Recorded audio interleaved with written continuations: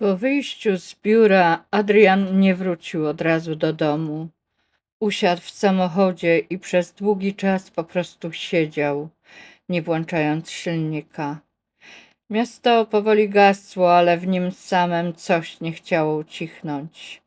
Myśli wracały uparcie do rozmowy sprzed wyjazdu, do słów, które wtedy wydawały mu się tylko dziwne, a teraz brzmiały inaczej, ciężej, jakby były zapamiętane nie po to, by je zrozumieć, lecz by je kiedyś rozpoznać.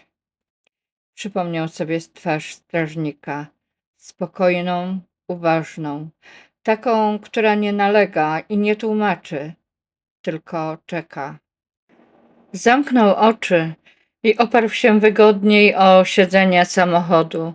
Przez chwilę po prostu oddychał, pozwalając myślom opaść tam, gdzie same chciały. Pamiętał tą twarz, spokojną, uważną, taką, która nigdy nie nalegała i nigdy nie tłumaczyła więcej, niż trzeba było. Twarz kogoś, kto nie pchał się do przodu, ale czekał, aż druga osoba sama dojrzeje do decyzji. Strażnik. Tak nazywał go w myślach od lat, choć nigdy nie zapytał, kim naprawdę jest. Nie dlatego, że się bał.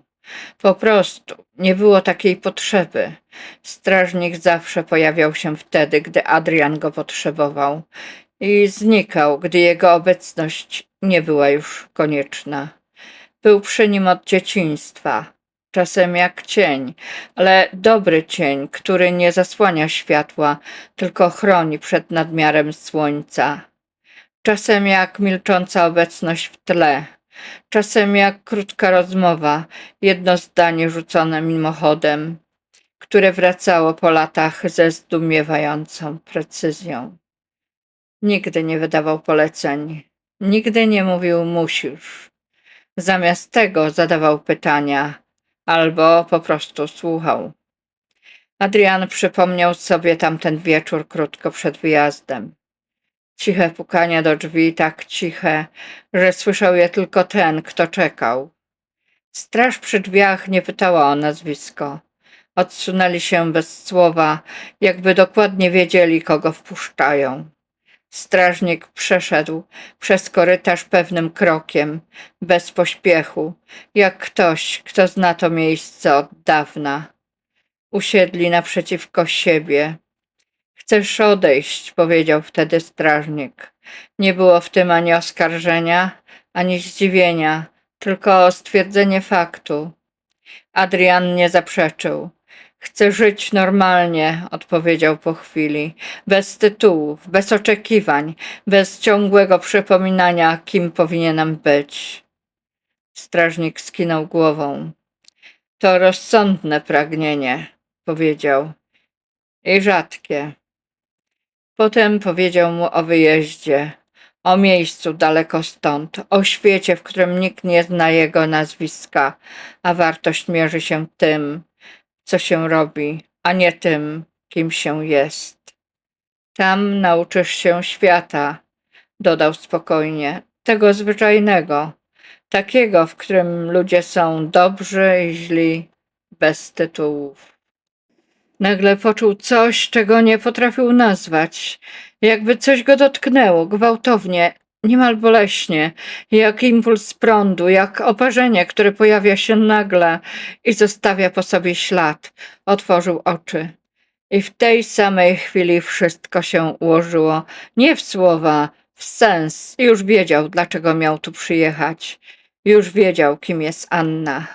Jego dłonie mimowolnie zacisnęły się w pięści. Serce biło mocniej, ale nie ze strachu, z jasności. Zrozumiał, że to nie przypadek ich spotkał i że nie był to świat, który ich rozdzielił. Ktoś nie pozwalał, ktoś od dawna nie pozwalał, by brat i siostra byli razem. Przypomniał sobie ostatnie słowa strażnika, wypowiedziane spokojnie, jak zawsze, niemal mimochodem.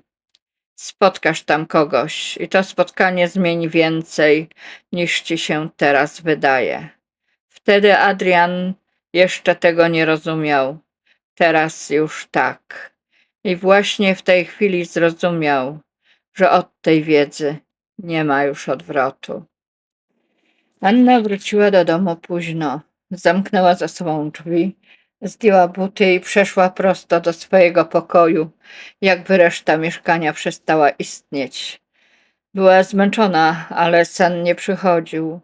Usiadła na łóżku, zapaliła małą lampkę i przez chwilę patrzyła w jeden punkt, w ciszę, w tę szczególną ciszę, która nie uspokaja, tylko sprawia, że myśli zaczynają krążyć. Wyjęła medalion.